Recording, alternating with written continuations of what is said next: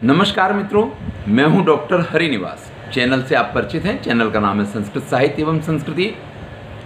एक विद्यार्थी ने अनुरोध किया, वो कहते हैं कि आप मालविकाग्निमित्रम को पढ़ाइए और उसमें भी 10 रूपक में जो नाटकीय सिद्धांत हैं, जो नाट्य शास्त्रीय सिद्धांत हैं, उनका गठन करके बताइए कि कहाँ पे किस तरीके से क्या क्या चीज़ें प्रस्तुत की गई।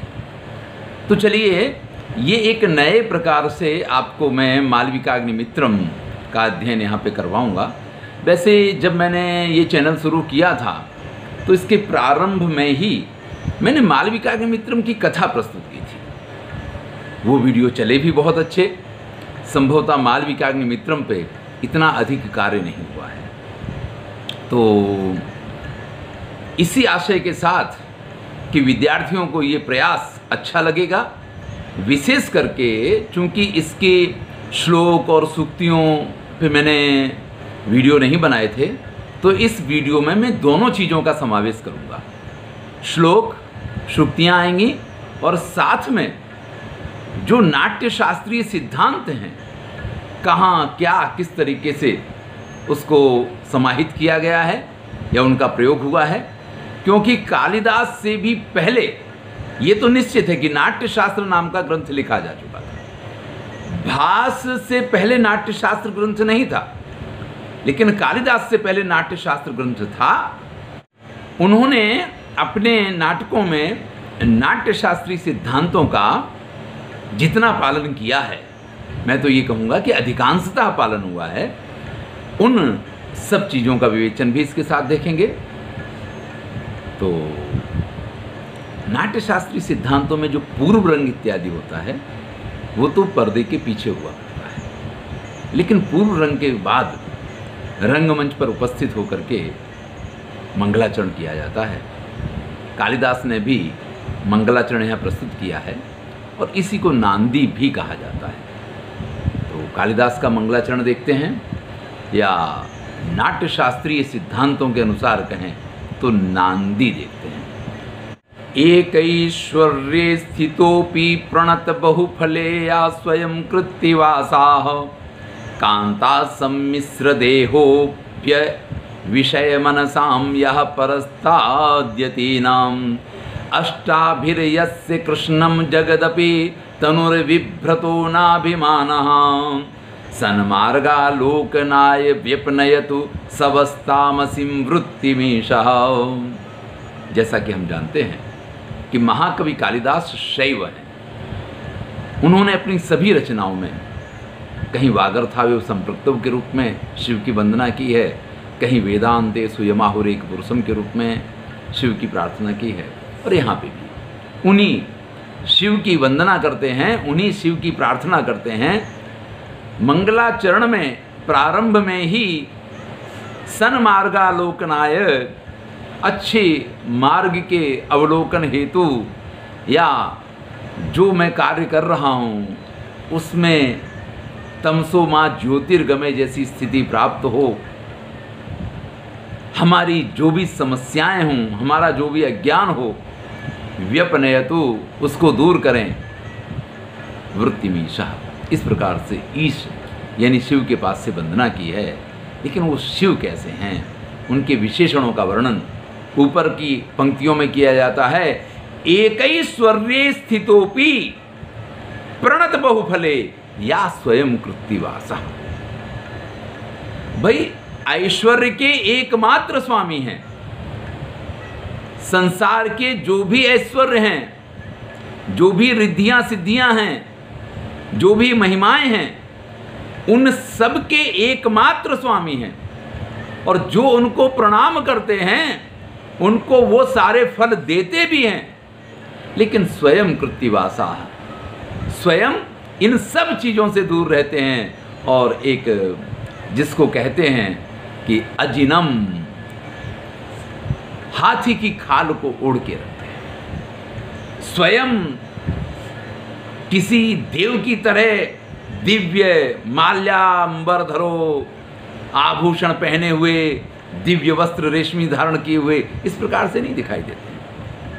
स्वयं तो पशुओं की छाल पहन के रखते हैं, ऐश्वर्यों के स्वामी हैं, जो प्रणाम करते हैं उनको उन ऐश्वर्यों के फल प्रदान करते हैं, स्वयं उनका उपभोग कभी नहीं करते। कांता सम्मिश्र देहो, अगर उनके शरीर की बात करें तो आधा शरीर शिव का और आधा शरीर पार्वती का।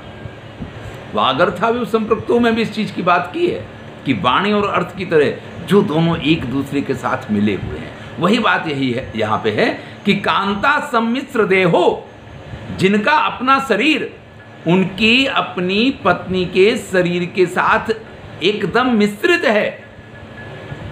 एक प्राण दो देह थे, दो देह भी एक ही शरीर हो गए और एक ही शरीर एक ही प्राण हो, इस प्रकार से पत्नी के साथ जिनका शरीर पाया जाता है, यानी जो लोग अपनी पत्नी के साथ रहते हों उनको कामी कहा जाता है। उनको तरह तरह की जिसको हम कहेंगे कि विषयाभिलाषी जैसी संज्ञाएं दी जाती हैं।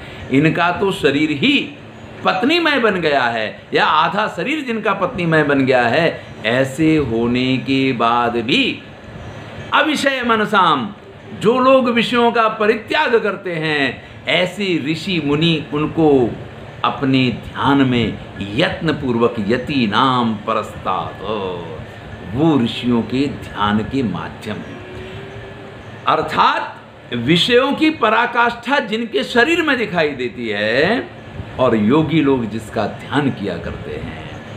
अष्टाभिर्यस्य कृष्णम जगतपि तनुर विभ्रतो नाभिमानः, अपनी अष्टमूर्ति से जो इस समस्त संसार की रचना करते हैं, इस समस्त संसार में विद्यमान रहते हैं, इस संसार का संचालन करते हैं, अपनी अष्टमूर्ति से जो इस संसार का संचालन करते हैं, नाभिमानः, फिर भी जिनको किसी भी प्रकार का अभिमान नहीं है। तो यहाँ एक तरफ ऐश्वर्यशाली हैं, दूसरी तरफ खुद उस ऐश्वर्य का भोग नहीं करते हैं, लोगों को उसका दान करते हैं। एक तरफ विषयी जो लोग हों उनमें पराकाष्ठा की स्थिति इनकी है कि अपनी पत्नी का स्वरूप उन्होंने अपने शरीर में मिश्रित कर लिया है, फिर भी ऋषि मुनि उन्हीं का ध्यान करते हैं। और कौन से ऋषि मुनि उनका ध्यान करते हैं? जो विषयों से दूर रहना चाहते हैं, अपनी अष्टमूर्तियों से इस समस्त संसार का संचालन करते हुए भी। ये अष्टमूर्तियाँ क्या हैं? तो पंच महाभूत हैं, सूर्य चंद्र, इस प्रकार से मन जो है, ये इनकी 8 मूर्तियाँ मानी गई हैं। तो उन्हीं के आधार पे जो इस पूरी सृष्टि का संचालन करते हुए भी उसका अभिमान नहीं रखते हैं, ऐसे वो शिव, ऐसे वो ईश हमें सन्मार्ग मिले, हमारा रास्ता निष्कंटक बने, हम अपने कार्य को योग्य रूप से कर पाएँ। इस प्रकार से जो विपत्तियां आने वाली हों, जो आपत्तियां आने वाली हों, उनका समाधान करें और हमको क्या प्रदान करें? जो बुद्धि है, जो सिद्धि है, या कार्य में जो सफलता है, उसका आशीर्वाद मिले। इस प्रकार से मंगलाचरण किया है। इसी मंगलाचरण को नांदी कहते हैं। नांद्यन्ते ततः प्रविशति सूत्रधारा, इस प्रकार की पद्धति भास के नाटकों में पाई जाती है। यहाँ पे नांद्यन्ते सूत्रधार का वाक्य है, वो कहता है मारिस इतस्तावत। अब ये प्रारंभ होता है नाटक की प्रस्तावना कहा जाता है। इसको क्या कहेंगे? इसको नाटक की प्रस्तावना कहेंगे, या इसको आमुख कहेंगे। अब इस आमुख में हमें 2-3 कार्य करने होते हैं।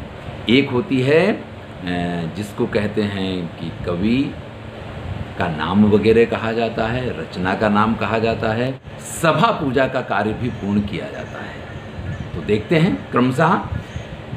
नेपथ्याभिमुखम अवलोक्य, नेपथ्य की तरफ देख करके जो सूत्रधार भी मंगलाचरण कर रहा था वो आवाज देता है मारिस इतस्तावत। अरे मारिस, इधर आओ। मारिस ये होता है सूत्रधार के साथ पारिपार्श्विक या कोई संस्थापक, इस प्रकार का एक पात्र जो संस्कृत बोलना जानता है, उस पात्र का प्रवेश होता है। क्योंकि भारतीय वृत्ति के लिए ये कहा जाता है कि संस्कृत प्रधान होती है।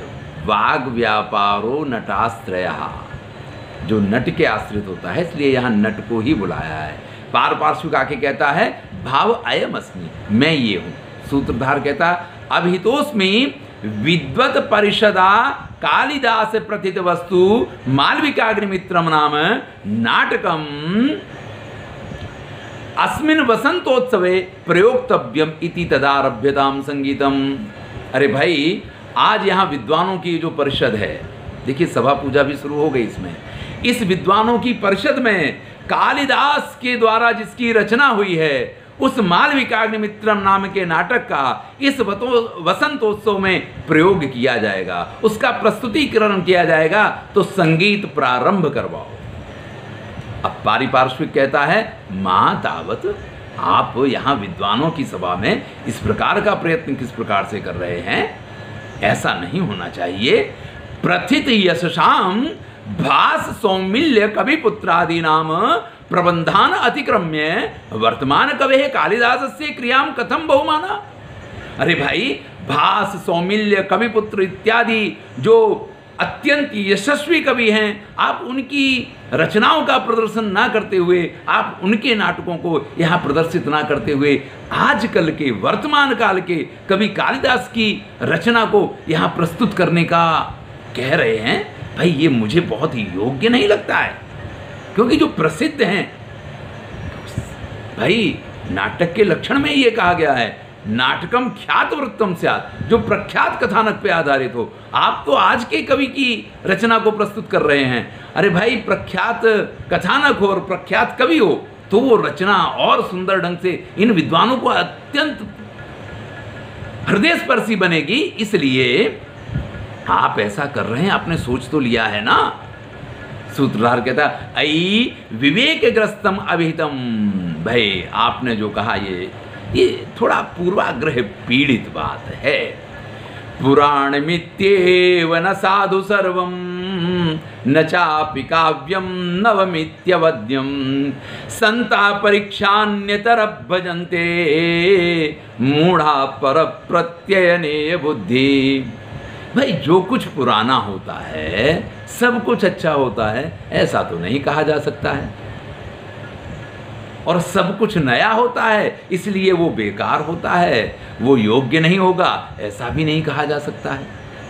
भाई, अगर सब कुछ पुराना ही अच्छा हो तो शादी करने के टाइम पे किसी वृद्ध व्यक्ति को लो, क्योंकि वो तो पुराना होता है, उसी से शादी कर लो।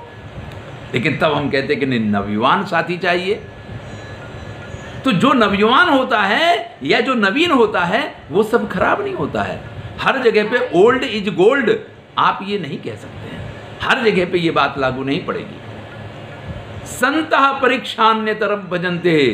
भाई, समझदार वही लोग होते हैं जो परीक्षण करके, जो देख करके, जांच पड़ताल करके और ये निर्णय करते हैं कि क्या श्रेष्ठ है, क्या योग्य है, क्या अयोग्य है। मूढ़ा पर प्रत्ययने बुद्धि, लोगों के कहने के अनुसार जो चला करते हैं वो तो मूर्ख होते हैं।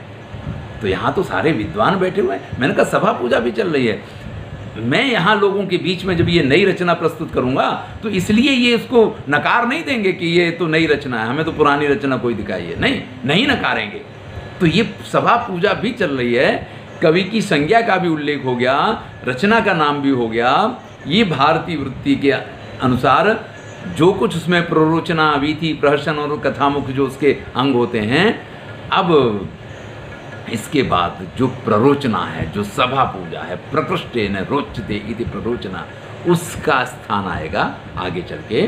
तो पारिपार्श्विक कहता है आर्य मिश्र प्रमाणम। भाई, आप कह रहे हैं तो आपकी बात को हम स्वीकार करते हैं, क्योंकि आप सूत्रधार, आप ही सूत्रधार हैं, यानी मार्गदर्शक हैं, जिसको हम आज की भाषा में कहते हैं कि निर्देशक हैं। तो आपकी बात हमें स्वीकार है। तेन ही त्वरताम भवान, तो जल्दी कीजिए, क्योंकि सभासद बैठे हुए हैं, इनको इंतजार नहीं करवाना, जल्दी से शुरुआत कीजिए। शीर्षा प्रथम गृहीताम आज्ञाम इच्छामि परिषदः कर्तुम देव्या एव धारिण्या सेवा दक्षा परिजनोयम। तो अब देखिए, यहाँ पे जो कथानक होता है उसके अंदर प्रवेश किया जाता है, और इसको कथोद्घात, पोदघात वगैरह बहुत सारे इसके नाम हैं। यहाँ पे कहा है कि सिर से पहले ही आप लोगों से आज्ञा ले ली गई है। भाई जो दर्शक लोग आए हैं उनसे पहले ही लोग बाग बोर्ड लगा दिया करते कि आज क्या नाटक है, किसका नाटक है, तभी टिकट बिकती है ना। चलिए उस समय की अन्य प्रकार की परंपराएं होंगी, तो भी जब कहा है कि कालिदास की रचना को प्रस्तुत करेंगे तो सबकी आज्ञा तो ले ली गई है। लेकिन फिर भी एक बार कहा जाता है कि आप लोगों के पास से आपकी आज्ञा सिरोधार्य की है और अब मैं वो कार्य आपकी इच्छा से शुरू करना चाहता हूँ। जिस प्रकार से सेवा दक्ष परिजन देवी धारिणी की आज्ञा में संलग्न हैं, वो उनके काम में लगे हुए हैं, इसी प्रकार से आपकी आज्ञा का पालन मैं करना चाहता हूँ।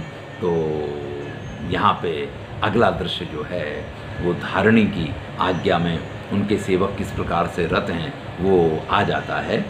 अब एक नियम इस प्रकार का है कि कथानक के प्रारंभ में अगर आप सीधे उत्तम पात्रों को प्रवेश करवा सकते हैं तो वो सीधा कथानक शुरू हो जाता है। लेकिन कई बार आपको उसको लोगों को समझाने के लिए, कुछ स्थितियों को समझाने के लिए आपको ग्रंथ के प्रारंभ में विष्कंभक का प्रयोग करना पड़ता है। तो यहाँ से विष्कंभक का प्रारंभ होगा जिससे कि हम कथानक में प्रवेश कर पाएँ। जब तक मुख्य नायक नायिका प्रवेश नहीं करते हैं रंगमंच पर, जब तक मुख्य कलाकार रंगमंच पर प्रवेश नहीं करते हैं, तब तक ये जरूरी होता है कि उसको विष्कंभक के द्वारा प्रस्तुत किया जाए।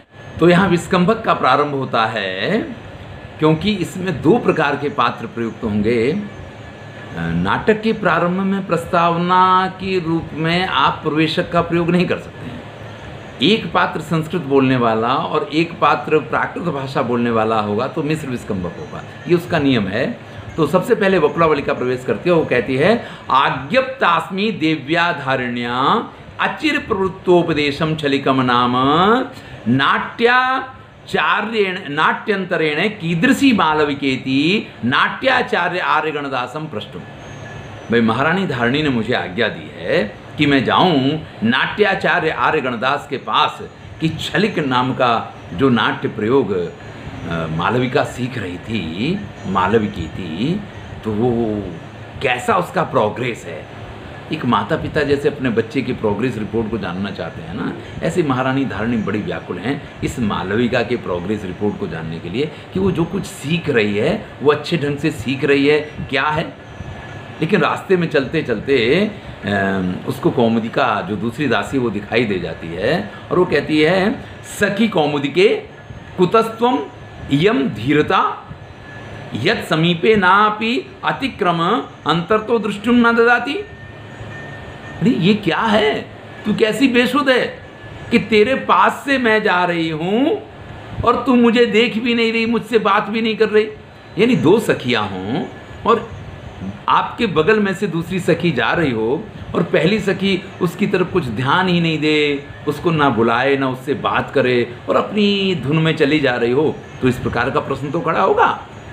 तो वो कहते हैं कौमुदिका अहो वकुलावलिका, अरे वकुलावलिका तू है। सखी इदम देव्या शिल्प सकासाद आनीतम नागमुद्रासनाथ अंगुलीयकम स्निग्धम निधिध्यायन्ति तवोपालंबे पतिदास। अरे देख तो सही, ये महारानी धारिणी ने शिल्पकार यानी सोनी के पास से, सुनार के पास से ये जो सोने की नाग मुद्रा वाली, याद रखिएगा नाग मुद्रा शब्द का प्रयोग किया है, नाग मुद्रा वाली जो अंगुलीयकम अंगूठी बनवाई है, इतनी सुंदर है कि मैं तो बस इसको देखते देखते और मेरा ध्यान किसी और तरफ था ही नहीं। इसी का परिणाम हुआ कि मैं तुम्हारे उपालंब का कारण बनी हूँ। बाकी ऐसी कोई बात नहीं है कि मैं आपसे बात नहीं करना चाहती या आपको निगलेक्ट कर रहा हूँ, ऐसी कोई बात नहीं है। लेकिन मेरा ध्यान इसमें था और इसके चक्कर में आपको मुझे ताने मारने का मौका मिल गया। अब इतनी देर में वकुलावलिका भी उस अंगूठी को देखने लग जाती है तो कहती है स्थाने सज्जती दृष्टि। भाई बात बिल्कुल सही है, इसको देखो तो नजर इस पर चिपक सी जाती है। सज्जती दृष्टि, इसमें दृष्टि चिपक जाती है। अनेन अंगुलीयकेन उद्भिन्न किरण केसरेण कुस्मित इव ती अग्रहस्ता। अरे देखो तो सही, इस अंगुलीयक में से, इस अंगूठी में से जो किरणें जैसी फूट रही है ना, उससे तुम्हारा हाथ जो है किस प्रकार से कुसुमित हुए फूलों से भरा हो, इस प्रकार का तुम्हारा हाथ दिखाई दे रहा है। ये कालिदास का वैशिष्ट है, ये कालिदास का वैशिष्ट है। वो हर जगह पे कविता कर सकते हैं। वो एक अंगूठी हाथ में है तो यहाँ पे भी पूरी अंजलि को फूलों से भर सकते हैं, और यही काव्य तत्व होता है। सखी कुत्र प्रस्थितासी, अब वो भी पूछती है अरे तू कहाँ जा रही है? तो बकुलावलिका कहती है देव्या एवं वचने ने, जैसे तू देवी की आज्ञा से ये अंगूठी लेने गई थी उसको लेके आ रही है, उसी प्रकार से मैं भी देवी की आज्ञा से नाटकाचार्य आर्य गणदासम दृष्टुम उपदेश ग्रहणे की दृषि मालविके थी। मैं आर्य गणदास के पास जा रही हूँ कि वो मालविका जो है ना, वो उपदेश ग्रहण में किस प्रकार की है ये जानने के लिए। तुरंत ही कहती सखी ईदृशेने व्यापारेणे सन्निहितापि सा कथम भरता दृष्टा। महारानी ने इतनी अच्छी तरीके से इस मालविका को रनिवास से सब जगह से दूर रखा, आचार्य गणदास के यहाँ भेज दिया, एक तरीके से गुरुकुल में भेज दिया है, फिर भी महाराज ने इस मालविका को देख कैसे लिया? तो कहती है आम सा जनो दिव्या पार्श्वगत चित्रे दृष्टा। महाराज ने उसको देखा नहीं है, वो तो महारानी के पीछे चित्र में उपस्थित उसको देख लिया है। यानी महाराज ने मालविका को अभी देखा नहीं है। कहाँ देखा है? महारानी के पीछे चित्र में स्थित थी, इस तरीके से देखा। कथमिव, अरे भाई चित्र में किसी व्यक्ति को देखो तो ये कैसे पता चल जाएगी ये कौन है? तो सुनो, तब वो उसको बताती है। तो दो सखियों की बात से यहाँ पे प्रस्तावना के द्वारा इस चीज़ को प्रस्तुत किया जा रहा है कि मालविका अत्यंत सुंदर है, अत्यंत बुद्धिमान है, अत्यंत गुणवान है, और ये इस लायक है कि ये एक रानी बन सकती है। तो ये सारी चीज़ें जो हैं वो नाटक को श्रेष्ठता की तरफ, क्योंकि जब आप किसी प्रख्यात कथानक को लेते हैं तब तो पूरी बात अलग है। आपने शकुंतला को लिया, शकुंतला को सब जानते हैं। आपने दुष्यंत को लिया, उसको सब जानते हैं कि उनका चरित्र किस प्रकार का। आपने उर्वशी को लिया तो सब जानते हैं उसको। लेकिन अगर आप किसी नए चरित्र को ले रहे हैं जो उस समय समाज में इस प्रकार से संभवतः प्रचलित ना हो, लोग उसके बारे में न जानते हों, तो ये आपकी रिस्पॉन्सिबिलिटी, ये आपकी जवाबदारी है एक नाटककार के रूप में, कवि के रूप में, कि आप उसको लोगों के सम्मुख इस प्रकार से प्रस्तुत करें जिससे कि लोग उसके प्रति आकर्षित हैं। शृणु चित्रशालायां गता देवी प्रत्यग वर्ण रागाम चित्रलेखाम आचार्यस्य अवलोकयन्ती तिष्ठति भर्ता तत्रोपस्थिता। भाई चित्रशाला में जाकर के देवी जो हैं ये सब कुछ देख रही थी, उसी समय महाराज वहाँ पहुँच गए। ततस्तथा फिर क्या हुआ? देखिए, जब दो सखियाँ बात करती हैं तो किस प्रकार का वातावरण होता है, किस प्रकार का माहौल होता है। और कालिदास इसमें, और ये भी क्या चल रहा है, कुछ ऐसी महत्वपूर्ण बात चल रही है जिसमें बड़ा ही नमक मिर्च मसाला पड़ के और भी वो बड़ा टेस्टी व्यंजन ना हो, इस प्रकार की बातें हैं ये। तो ततस्तथा फिर क्या हुआ? फिर क्या हुआ? तो उपचारानंतर एकासनोपविष्टेन भर्त्रा, महारानी के पास, धारणी के पास जब महाराज पहुँचे तो जो उपचार होता है, महाराज की जय हो, जय तो भर्ता, इस प्रकार के जो भी उपचार होते वो पूर्ण हुए। फिर महाराज और महारानी एक ही आसन पे बैठे। चित्रगत्या देव्या परिजन मध्यगता आसन्न दारिकाम दृष्ट्वा देवी पृष्ठा। अब जब महारानी के परिवार के जितने लोग हैं उन सब लोगों को देखते देखते ये एक ऐसी व्यक्ति थी जिसको महाराज नहीं पहचान रहे थे। भाई, अगर आप अपनी पत्नी के मायके के लोगों को देख रहे हैं या उनके साथ के किसी भी पारिवारिक जन को देख रहे हैं, उसमें कोई नया व्यक्ति, कोई नया चेहरा आपको दिखाई देगा तो स्वाभाविक है कि आप प्रश्न करें कि भाई ये नया चेहरा कौन है। तो उसी प्रकार से देखते देखते उन्होंने महारानी से पूछा किमिति, कि भाई ये कौन है? अपूर्वेयम धारिका, अरे भाई ये तो कुछ पहले नहीं देखी है, ऐसी ये राजकुमारी जैसी दिखाई दे रही है। आसन्ना चा दिव्या आलिखिता किम नाम ध्येयेति, इसका क्या नाम है? अब भाई आकृति विशेषेषु आदरः पदम करोति, ये सूक्ति वाक्य है कि जब किसी की शक्ल सूरत बड़ी ही विशिष्ट, सुंदर, अच्छी प्रकार की होती है तो सभी का मन उस तरफ आकर्षित होता है और सभी उसके बारे में जानना चाहते हैं कि ये कौन है।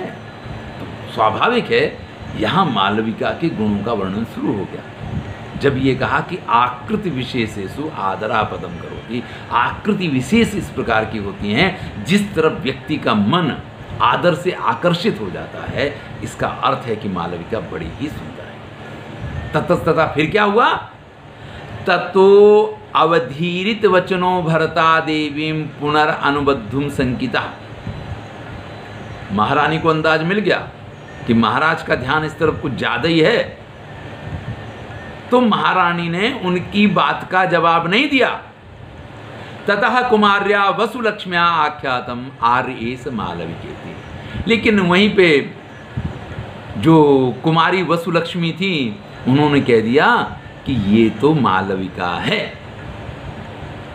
सदृशम खलु बाल भावश्य। देखिए, रानी के साथ उसकी दासियां भी वहां उपस्थित हैं। अगर रानी जवाब नहीं देगी तो कोई दासी नहीं बोल सकती है, लेकिन राजकुमारी जो है वो तो अपने पिता से बड़े आनंद पूर्वक उसने धीरे से कह दिया कि ये मालविका है। तो कहते कि हाँ भाई, बच्चों के लिए तो ये एक स्वाभाविक बात है, बाल भावस्य अतः परम कथा है। इससे आगे की कथा सुनाओ। तो कहती किमन्यत सांप्रतम मालविका सबवेशम भर्तु दर्शन पथा दृक्षते। भाई और क्या, अब ज्यादा ख्याल रखा जा रहा है कि वो मालविका किसी भी तरीके से महाराज की आंखों के सामने ना आए। इस चीज का ज्यादा ख्याल रखा जा रहा। और क्या किया जाएगा कि मालविका जो है महाराज को किसी भी तरीके से उनकी दृष्टिपथ में ही ना आए, इस चीज का ज्यादा ख्याल रखा जाता। सखी आत्मनो नियोगम अनुतिष्ठे अहमपि अंगुलीकम दिव्य उपनेश्यामि। अब तुम अपने काम को करो, मैं भी देर हो रही है, महारानी कहेंगी कि कब से गई अभी तक लेके नहीं आई है, तो मैं भी इस उंगली को लेकर के महारानी के पास जाती हूँ। उधर बाफलावलिका कहती है एस नाट्याचार्या संगीत शाला तो निर्गच्छति यावत अस्याम आत्मानम दर्शयामि। हाँ देखो, ये नाट्याचार्य भी संगीत शाला से निकल के जा रहे हैं, तो मैं तब तक इनके सामने पहुंच जाती हूँ। पहले ये परंपराएं थी कि कोई श्रेष्ठ व्यक्ति हो तो उसके सामने जाके बोला नहीं जाता था, उनके दृष्टिपथ में खड़े हो जाते थे। मैं गुरुकुल में पढ़ता था तो मुझे बराबर याद है कि गुरुजी से अगर कुछ कहना हो तो गुरुजी अगर जा रहे हैं तो दौड़ के जाके उनके आगे खड़े हो जाते थे हाथ जोड़ के। फिर वो पूछते क्यों भाई, क्या कार्य है, तो उनको बताया जाता था। बाकी ये नहीं कि गुरुजी आप हमारी बात सुनिए, हमें ये कार्य है आपसे, इस प्रकार से कभी नहीं बोला जाता था। राजाओं के सामने, श्रेष्ठ आचार्यों के सामने, श्रेष्ठ गुरुओं के सामने शिष्यों की यही परंपराएं हुआ करती थी। और ये जितनी दासियां हैं इनको तो ये सारे संस्कार सिखाए गए होते थे। तो वो कहती है कि मैं आचार्य गणदास वहाँ से आ रहे हैं, उनके मार्ग में खड़ी हो जाती हूँ, जिससे कि स्वयं भी वो पूछ लेंगे। अब ये रंगमंच पे आचार्य गणदास प्रवेश करते हैं और ये संस्कृत बोलने वाले हैं, क्योंकि गुरु हैं, गुरु की परंपरा के हैं। तो यहाँ पे संस्कृत बोलने वाला पात्र प्रवेश करता है। और इससे ये जो विष्कंभक है, अभी तक जो दो दासियाँ बात कर रही थीं वो प्राकृत भाषा में बात कर रही थी, ये संस्कृत बोले। मैंने आपको संस्कृत में सब बताया है, लेकिन संस्कृत नहीं, ये दासियाँ प्राकृत भाषा में बात कर रही थी। तो गणदास कहता है काम खलु सर्वस्यापि कुल विद्या बहुमता। भाई सभी लोगों को अपनी कुल विद्या के ऊपर एक अभिमान होता है। ये परंपरा थी, आज है या नहीं है। प्रत्येक पुत्र और प्रत्येक पिता ये गर्व किया करता था कि हमारे घर में ये कार्य किया जाता है। अपनी कुल विद्याओं पे सभी को बहुमान होता है, सम्मान होता है। ना पुनर्अस्माकम नाट्यम प्रति मिथ्या गौरवम। और मेरे तो कुल की परंपरा क्या है कि हम तो नाट्याचार्य हैं, तो ये तो विशिष्ट गौरव का एक साधन है। यानी हमारी जो विद्या है वो तो विशिष्ट गौरव रखती है, तो हमारा जो इसके ऊपर अभिमान है वो बिल्कुल भी मिथ्या नहीं है। और यहाँ कालिदास ने जो श्लोक प्रस्तुत किया है नाटकों की प्रशंसा के लिए, आप कहीं भी नाट्य के विषय में कुछ भी लिखना हो, नाट्य की भूमिका लिखनी हो, नाट्य के लिए कुछ भी लिखना हो, तो ये श्लोक इतना उत्तम है कि सभी इसका उल्लेख अवश्य करते हैं। नाट्य की चर्चा करनी हो, नाट्य की भूमिका लिखनी हो, नाटकों की चर्चा करनी हो। क्या कहते हैं, देवानामिदमामनन्ति मुनयः शान्तं क्रतुं चाक्षुषं रुद्रेणेदमुमाकृतव्यतिकरे स्वांगे विभक्तं द्विधा त्रैगुण्योद्भवमत्र लोकचरितं नानारसं दृश्यते नाट्यं भिन्नरुचेर्जनस्य बहुधा प्येकं समाराधकम्। भाई मैं नाट्याचार्य हूं और ये नाटक क्या है?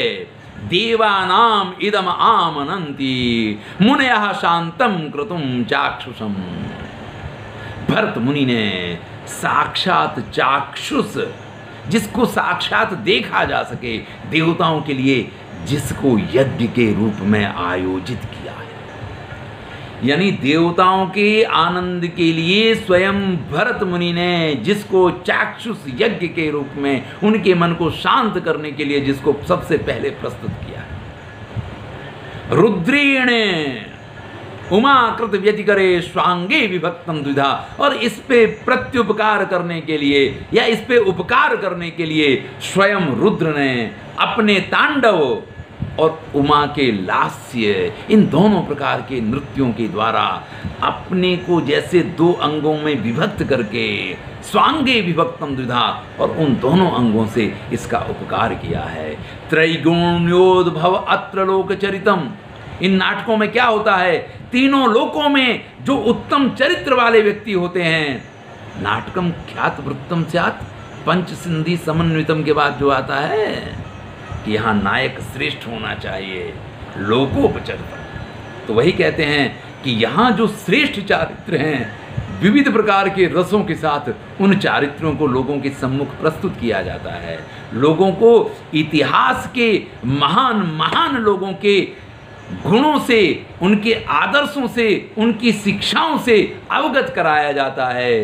नाट्यम भिन्न रुचेर जनस्य बहुधा प्येकम समाराध। ये नाट्य जो है अलग अलग प्रकार की रुचि रखने वाले लोगों के लिए एकमात्र मनोरंजन का साधन है। देखिए, जो पढ़े हैं उनको भी आनंद आएगा, जो अनपढ़ हैं उनको उससे ज्यादा आनंद आएगा।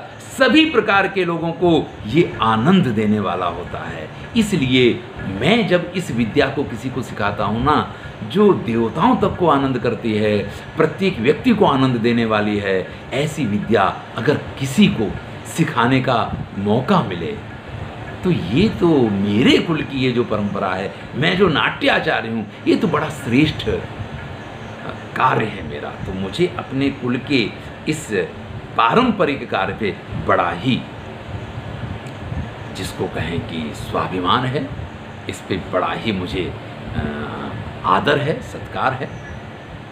बहुमान शब्द का प्रयोग किया था कि बहुमान है। इतने में बकुलावली का सामने खड़ी दिखाई देती है। जैसे ही नाट्याचार्य वहाँ से निकलने लग जाते हैं पास में जाकर के, और हाथ जोड़ के आर्य वंदामि, आपको मैं प्रणाम करती हूँ।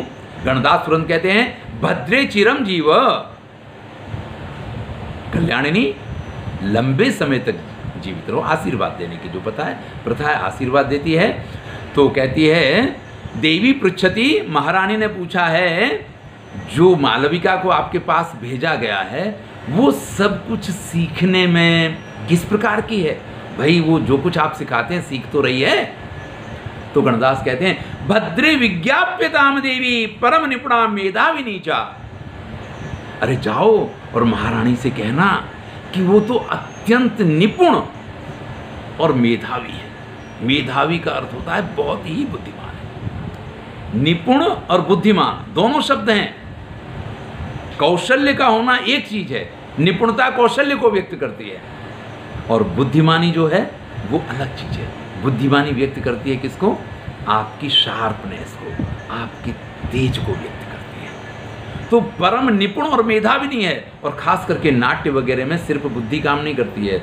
बुद्धि से आपको स्मृति आ जाएगी, आपको डायलॉग याद हो जाएंगे, लेकिन उन डायलॉग को किस तरीके से प्रस्तुत करना है ये तो आपको तभी आएगा ना जब आप निपुण होंगे। तो कहते हैं जाकर के कहना अत्यंत निपुण है और मेधाविनी है। किम बहुना, ज्यादा क्या कहूं तुमसे, यद्यत प्रयोग विषय भाविकम उपदिश्यते मया तस्यै तत्तद विशेष करणात प्रत्युपदिशति व मे वाला।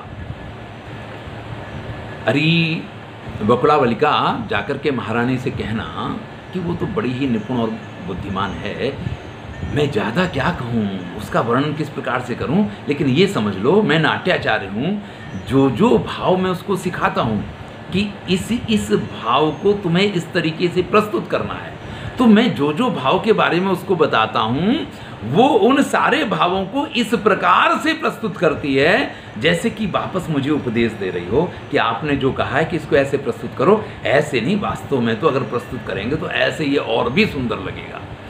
यहाँ तो अभिनय ही करना है, और अभिनय में तो क्या होता है कि गुरु तो सिर्फ अभिनय बता सकता है कि आपको ऐसे अभिनय करना है। अगर डायरेक्टर ही उत्तम अभिनेता हो, वो अभिनेता को ये बता सकता है कि आपको ये कार्य इस प्रकार से करना है। लेकिन श्रेष्ठ तरीके से होगा तो तभी जब अभिनेता श्रेष्ठ होगा। तो यहाँ मालविका जो है उसको जिन जिन भावनाओं का अभिनय करने की शिक्षा मैं देता हूँ, वो जब अभिनय करती है तो जैसे कि मुझे वापस ये सिखाने की कोशिश कर रही है कि ओ अभिनय तो ऐसे किया जाता है, तो हर बात वो मुझे वापस सिखाती हो ऐसा लगता है। तुरंत ही बकुलावलिका के मन में ये आता है, अतिक्रामंती ऐरावतीं पश्यामि, ये तो इरावती को भी पार कर जाए, उससे भी श्रेष्ठ हो, इस प्रकार के गुणधर्म हैं। अब देखिए, मैं आपको बताना भूल गया, जब ये कहा था कि महाराज ने उसको देखा है मालविका को और महाराज ने उसका नाम पूछा, यानी महाराज उसकी तरफ आकर्षित हुए हैं, और उससे पहले ये कहा था कि मालविका बड़ी सुंदर है, तो वो वहाँ पे इसका बीज पड़ गया था। क्योंकि महाराज उसके प्रति आकर्षित हुए इसलिए महाराज ने नाम लिया है, और वो इतनी सुंदर है इसलिए महाराज ने नाम पूछा है, और वो इतनी सुंदर है कि उसने महाराज को अपनी तरफ आकर्षित कर लिया है। तो इस नाट्य का बीज वहाँ पड़ गया था। अब बीज पड़ने के बाद में अब हमें इस कथानक को बिंदु के द्वारा एक दिशा विशेष प्रदान करनी है। तो यहाँ पे क्या होता है कि वो ये कह रही है जब बकुलावलिका कि मुझे तो लग रहा है कि ये इरावती से भी आगे निकल जाए ऐसी है। तो इरावती महाराज की दूसरी रानी है, पहली रानी धारणी है, और इरावती भी ऐसी ही कुछ कलाकार प्रकार की रही होगी। जब उसने महाराज को आकर्षित किया था तो ये उससे भी आगे अगर 2 कदम है तो ये महाराज को और अच्छे ढंग से आकर्षित कर पाएगी, ये इस चीज़ की सूचना दी जा रही है। तो जो हमने कार्य का प्रारंभ किया था, जिसका बीज डाला था, वो अब आगे बढ़ने लग गया है। हमें इस प्रकार से इसका एहसास करवाया जा रहा है कि ये कथा किस दिशा में जा रही है। यहाँ धारणी भी हैं और यहाँ मालविका भी है, लेकिन मालविका का बीज जो है वो अब उसमें से बीज अंकुरित हों, इस प्रकार के प्रयत्न शुरू कर दिए गए हैं। चलिए हम आगे चलते हैं। बकुलावलिका कहती है, कृतार्थी दानीम वा शिष्या, अरे भाई आपकी जो शिष्या है वो तो धन्य है। यस्या गुरुजन एवं तुष्यति, जिसपे गुरुजन इस प्रकार से संतुष्ट हो रहे हों वो तो शिष्य धन्य हो गया। अब आप इस चीज को समझ लीजिए। ये मैं तो प्रथम अंक जो है ना, मालविकाग्निमित्रम के प्रथम अंक का सबसे अधिक मैं आनंद इसी रूप में लेता हूँ कि यहाँ गुरु शिष्य, उत्तम शिष्य कैसा होगा, उत्तम गुरु कैसा होगा, और अगर कोई विद्वान है तो उसके गुणधर्म कैसे होंगे। इन सब का जो कालिदास ने विवेचन किया है ना, एक अध्यापक के तौर पे मुझे लगता है कि इससे श्रेष्ठ कुछ हो नहीं सकता है। सबने सब कुछ कहा है, लेकिन उत्तम शिष्य कौन है? जिस पे उसका गुरु अभिमान करे। अगर गुरु संतुष्ट हो गया तो समझ लीजिए कि शिष्य ने सभी विद्याएं प्राप्त कर ली। गणदास एक प्रश्न करता है, भद्रे कुतो दिव्या तत्पात्र मानितम, अरे देवी को ये पात्र मिल कहाँ से गया? ये इतनी होशियार, भाई हमारे जैसे गुरु के ऐसे शिष्यों की जरूरत बनी ही रहती है, लेकिन ऐसा सुपात्र महारानी को कहाँ से मिल गया? तो बकुलावलिका बताती है कि किस प्रकार से उनके भाई जो वीरसेन हैं उन्होंने कहीं आक्रमण किया और उसमें से ये एक राजकुमारी, ये एक कन्या मिली जिसको उन्होंने भेज दिया महारानी के पास कि आपके लिए योग्य रहेगी, आपकी सेवा के लिए योग्य रहेगी। इस प्रकार से महारानी को प्राप्त हुई है। तो गणदास अपने मन में कहते हैं, आकृति विशेषु प्रत्यय देनात अनून वस्तु कामा संभाव्यामि। भाई इसकी शक्ल सूरत तो है ही है, इसके साथ इसकी बुद्धि, इसकी निपुणता, इसकी सारी चीज़ें इस चीज़ को व्यक्त करती हैं कि ये कोई उत्तम कुल की कन्या है, ये कोई दासी वासी नहीं हो सकती है। महारानी ने दासी के रूप में उसको भेजा है सब कुछ सीखने के लिए, लेकिन वो कहीं से दासी लगती ही नहीं है, ऐसा अपने मन में कहते हैं गणदास। और फिर कहते हैं भद्रे मयापि यशस्विना भवितव्य, भाई ऐसी शिष्या मुझे मिली है तो मैं भी उससे यशस्वी बनूंगा। आज गुरु द्रोणाचार्य को अगर कोई जानता है तो अर्जुन की वजह से जानता है। अगर अर्जुन जैसा शिष्य नहीं मिला होता तो संभवतः आज गुरु द्रोणाचार्य को कोई नहीं जानता होता। प्रत्येक गुरु की ऐसी अभिलाषा होती है, उसको एक उत्तम शिष्य कोई ना कोई प्राप्त हो जाना चाहिए, पूरा जीवन धन्य हो जाता है, सफल हो जाता है। गणदास कहता है मुझे भी लगता है कि ये मेरे नाम को रोशन करेगी, ये मुझे यशस्वी बनाएगी। पात्र विशेषे न्यस्तम गुणांतरम ब्रजति शिल्पमाधातु जलमिव समुद्र सुक्तो मुक्ता फलताम पयोदश्य। और फिर कालिदास लिखते हैं कि पात्र विशेष में जब गुणों का आधान किया जाता है तो वो एक उत्तम शिल्प बन जाता है। ध्यान दीजिएगा, आप उत्तम पात्र में जब किसी गुण का संधान करते हैं तो एक कलाकार बन के तैयार हो जाता है, एक शिल्प की संरचना हो जाती है। बड़ा ही सुंदर उपमा प्रस्तुत की है, जलमिव समुद्र सुक्तो, जैसे समुद्र में सीपी में पड़ा हुआ जल मुक्ता फल बन जाता है, यानी बरसात की पानी की वो बूंद जो समुद्र में शीप में पड़ जाती है वो मोती बन जाया करती है, ऐसे ही। और बाकी तो मिट्टी में गिरी तो कीचड़ बन जाती है।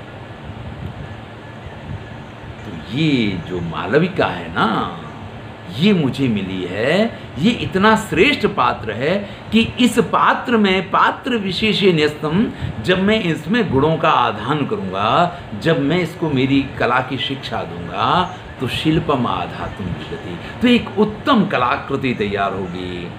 देखिए कागज वही है, रंग वही है, ब्रश वही है। एक उत्तम कलाकार जब उस कागज पे अपने हाथ से उन कलरों को उतारता है तो एक सुंदर चित्र बन जाता है। लेकिन वो चित्र बनाने से पहले ये जरूर देखना पसंद करता है कि ये जो कागज है ना, ये चित्र इस पे मैं बनाऊंगा तो मेरी मेहनत व्यर्थ तो नहीं हो जाएगी। वो अवश्य इस चीज़ का ध्यान रखता है। तो यहाँ पे भी इस प्रकार से मालविका की बड़ी प्रशंसा आप यहाँ सुन रहे हैं। बकुलावलिका कहती है कहाँ है आपकी वो शिष्या? तब गणदास कहते हैं इदानीम एव पंचांगाभिनय उपदिश्य मया विश्रम्यताम इति अभिता, अभी मैंने उसको पंचांग अभिनय सिखाया है और उसके बाद उसको कहा कि अब तुम विश्राम करो। इसलिए वो दीर्घ का अवलोकन गवाक्ष गता प्रवात मासेव माना तिष्ठति। गवाक्ष के पास दीर्घिका यानी जहाँ तालाब वगैरह होते हैं उनको दीर्घिका बोला जाता है। तो गवाक्ष यानी गोख के पास जाकर के, यानी खिड़की जिसको वातायन बोला जाता है, छोटे छोटे जब छिद्र बने होते हैं तो उसको गवाक्ष बोला जाता है। आज हम जिसको बालकनी कहते हैं उस पर भी जालियाँ वगैरह लगी होती थी राजाओं के यहाँ, या इस प्रकार की सुरक्षा के लिहाज से, तो उसको भी गवाक्ष बोला जाता था। तो गवाक्ष में खड़ी होकर के प्रवातम सेवमाना तिष्ठति, जो वहाँ से ठंडा पवन आ रहा है, क्योंकि भाई अभिनय सीखते सीखते शरीर में पसीना हो गया होगा, तो वो उस ठंडक को प्राप्त करने के लिए वहाँ है। जाओ जाकर के मिल लो। इस प्रकार से बकुलावलिका कहती है, तो मैं भी जाकर के मिलती हूँ। गणदास कहते हैं दृश्यताम सखी, तुम तुम्हारी सखी से मिलो। अहमपि लब्ध क्षणा स्वगृहम गच्छामि, मुझे भी थोड़ा समय मिल गया है तो मैं भी अपने घर जा कर के आता हूँ।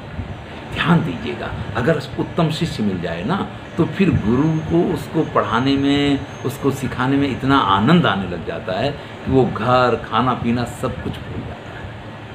और जब एक पूरा चैप्टर या एक कोई चीज़ जब पूर्ण होती है ना, तभी उसको ये याद आता है कि यार भोजन करना तो बाकी है।